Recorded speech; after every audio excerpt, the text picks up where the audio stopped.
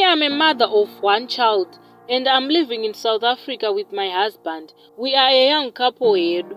Nyaya yandiunza pano ndeye pamba pandiri kugara. Ndiri kushungurudzwa nemwana wemuridzi wepo. For the past 4 years ndichiudza murume wangu kuti ngatitutei hadi. Ndaneta ini kutongondiona patsepa anonditi iwe mukwerekwere unochera mvura kana ini ndachera. Iwe mukwerekwere this and that sendisinawo zita. Emotionally I'm drained. Juti racho ndinoita ndega. Ivo havabati kana mutsvairo kutsvaira yadhi. Ndikangorega vanototanga kundituka kuti iwe uri mukwerekwere it's your duty kutsvaira.